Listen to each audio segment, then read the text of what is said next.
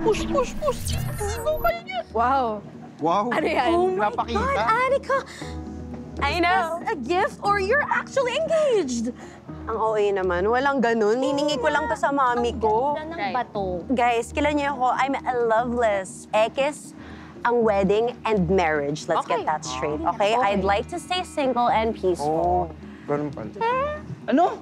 Teka, sa ganda mong yan, hindi ka mauubusan kung ako sa'yo. Mag-mingle ka ng mag-mingle. Oo, eh. sure na sure ka na at nagdaan sa butas ng karayon yung future boylet mo, tsaka na mag-asawa. Pero alam Tama. mo, Decide. speaking about love, yan ang pag-uusapan natin ngayon sa Payong Kapatid. Talaga? Kasi yung hihingi ng advice sa atin ngayon is 18 years na silang mag-partner. So, syempre, they're planning their dream wedding, nagpaplano sila. Kaya lang, yung dream wedding nila naging nightmare. Pangit ng events coordination nung wedding, as in poorly planned. Tapos, eto pa, yung sa food. Kulang na nga, hindi pa masarap. At ang mas malala pa doon, pumirma sila ng waiver na hindi kasalanan ng events coordinator yung kapalpakan na yun. Yun lang ang problema dyan. Sa food tasting, ang sarap. Pero dun sa wedding nila, ligwak. Yun lang. Ako may tanong ako ha, yung sa mga Ayun. ganyang kaso ba, yung mga kliyente, may habol ba kapag Right. pumalpak yung wedding coordinator Dapat nila? meron. Magandang question. Tama ka dyan. Alam nyo, makinig na lang tayo sa payong kapatid ni Ate Pia. Right. Tama. Tama, correct, tama. Tama. Yes. Yeah, push mo, push mo. So ngayon kasama natin si Mary and si Mark, mga bagong kasal. I wish you well and I pray that you have a wonderful life together. I will introduce our lawyers, si Attorney Sari and si Attorney Jackie. They're part of the CIA with BA legal team na inaaral namin yung case nyo. So ikwento nyo yung reason kung ba't pumunta kayo dito. Pumunta po kami dito para humingi po ng advice regarding po sa ginawa ng all-in wedding supplier namin na sila Rosa Events. May two major concerns po. First is the food and the second is the coordination. First, nag-hire ka ng wedding coordinator, events management, and professional sila, hindi naman yan kaibigan lang. Yes po, Management they are a group. company po na Okay. yung ino-offer po nilang services are all-in wedding packages. All in. Okay, ano ba ibig sabihin ng all in? Sige, kwento nyo sa akin yan. Wala na po kami dapat supposedly na stress, yung food po, catering, makeup, photos, and other things. Oo, Dapat po sila na po lahat talaga yung mag- Pero ipepresent nila sa inyo yon. Kunyari, sasabihin nila na ito yung pagkain, ito yung photographer. May input ka naman doon na, uy, okay sa akin yan, ganyan. Sa food po, meron pong menu, then kami po yung pipili what food we want. Food tasting. Kinasal kayo ng December December 1. Oo, so you tasted food and then you made your decision. Yes po. Kung anong gusto nyo. Yes po. And then is that buffet or is that plated? Buffet po. Buffet. Tapos, wedding na, no? Pagdating dun sa reception, so kailan ka nakapansin, kailan mo naisip na parang I have a problem? During the reception po, we didn't notice po talaga yung sa food. So when did you figure out that may problem ka? The next day po, one of our ninangs nag-open up po sa mom ko. Tapos doon niya po sinabi yung mga comments po nila. And then sabi nga po, balikan nyo yung caterer kasi mukhang naloko sila. Because of that po, we had an idea of messaging each of our guests to get feedback. And then eventually, say sorry because of what was served. Kasi po, yung food, sa food tasting and sa on the day po, it's malayo po talaga yung quality, yung taste. Major comments ng mga guests is the carbonara. Sobrang lasak daw po. It's not al dente po. Yung noodles, yung Opo. parang mashed potato. Mashy, yes, opo. Got it, Ganun okay. po. Tapos, matabang din po. And then, some guests, yung fish fillet daw po, antigas but yet soggy. So, parang paano ilang yun? beses nang na-reheat tingin ng iba. Okay. Then, overcooked daw po yung chop suey. Aside sa taste is, nagkulang po yung food. Oh no. 150 packs po yung package namin. 120 plus lang po yung dumating. Yet, we had 11 tables po. Sa table 6 pa lang po, may mga naubos na pong menu. Sabi po ng events planner nila, Rosa, na even their buffer, nakain daw po yung 10% buffer. Tapos po, meron pong some guests na nakakita na it seems na may tinatago daw po sa ilalim ng table na food. Yung soup nga po, from the picture, po nila siniserve. And to be clear, you paid 850 per head. So, hindi naman siya pipitsugin. Yes. Po. Isa pa po palang major sa food is yung sobrang lamig po Sobrang ng lamig yung food. Nag-face to face na po kami with La Rosa noon, but dinedefend po nila. They were saying na kaya daw po malamig yung food kasi aircon down yung venue. So, you confronted pala La Rosa after you got that feedback. So, that's a few days after the wedding? December 22 po. Kasi yun lang po yung available time daw po nila. Then they said, babalikan po kami. Until now, hindi na po nila kami Lahat ng complaint sinabi nyo. Opo. Ano yung ine-expect nyong mangyari from that conversation? Refund po and compensation for mental, moral, and emotional damages. Sila ba yung may dinadahilan sila sa inyo na, pero yung kontratang sinay nyo, meron niyang waiver. Yung ibig sabihin ng waiver, yung exemption. Parang gano'n na, eto, di-deliver namin, pero wini-waive nyo tong right about something. Sila yung nagsasabi sa inyo na may waiver, right? Yan po is pina-sign po sa amin right after the reception. Okay.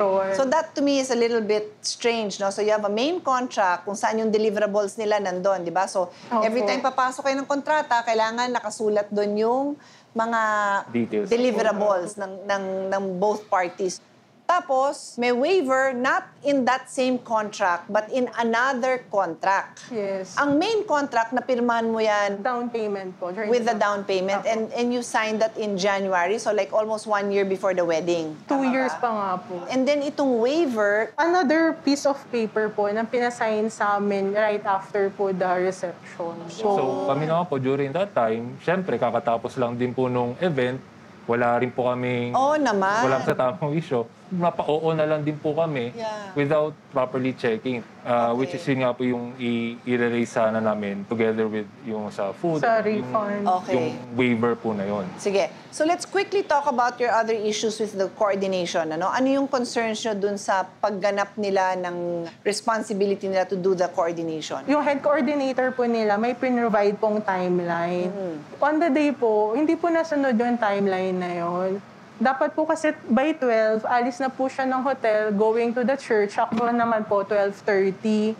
Ang nangyari po is 11, hindi pa po siya tapos ma-shoot. Tapos ako po, ni isang photo for the robe shoot, wala pa po. In fairness naman po, dumating po sila on time. So, hindi po namin alam kung ano po mga nangyari, bakit na-delay. Kasi So what your point is, sila dapat ang nag-organize. kasi nung mga 10 a.m. po, prior 10 pa, mga 9, tapos na po ako make-upan. So, nung 11, tinanong ko na po yung bride assistant. Sabi ko, may number ka ba ni head coordinator? Kasi hindi nag-update. Tapos ang sabi niya po, hindi niya po alam number ni head coordinator. Ang napansin lang din po namin sa kanila, wala po silang lapel or radio to communicate with each other. Yung binigay po sa akin na bride assistant, it seems na parang wala po siyang experience. So, ako na po yung gumawa ng paraan. When we had a conversation with the head coordinator, parang ginagaslight pa po ako na ang sabi sa akin, kasi po,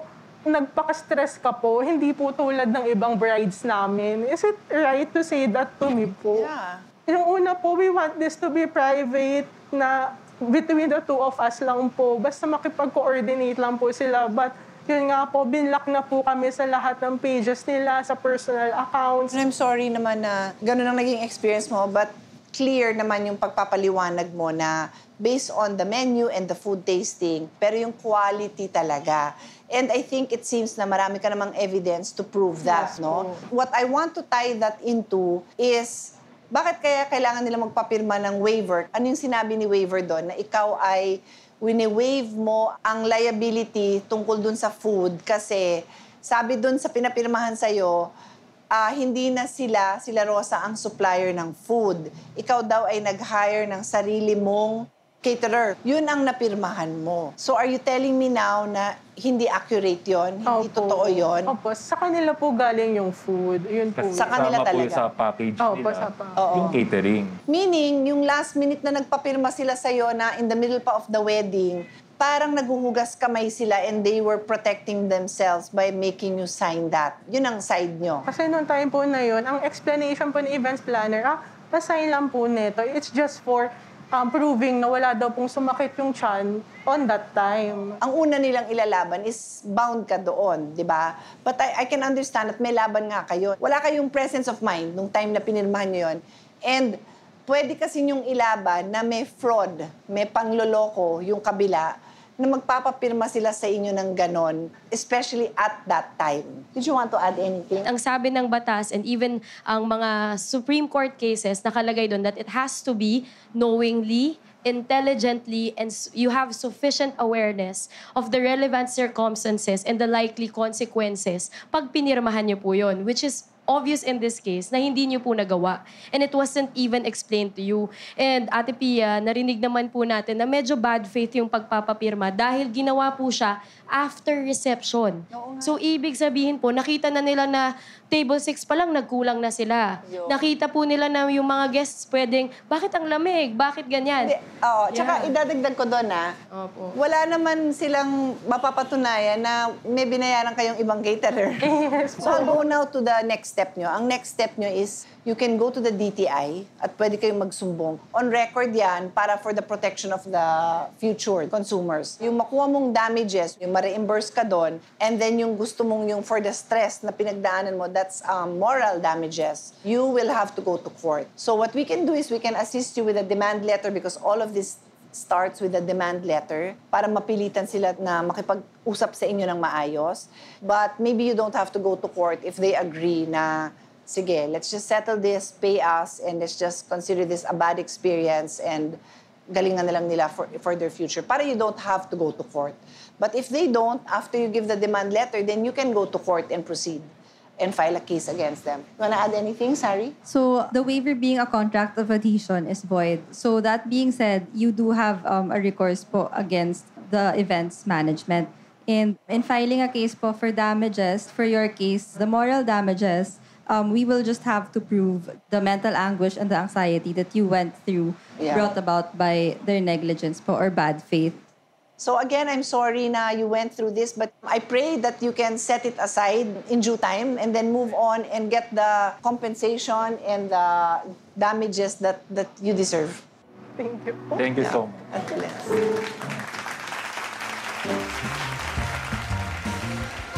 Huwag kayong aalis, magbabalik ang...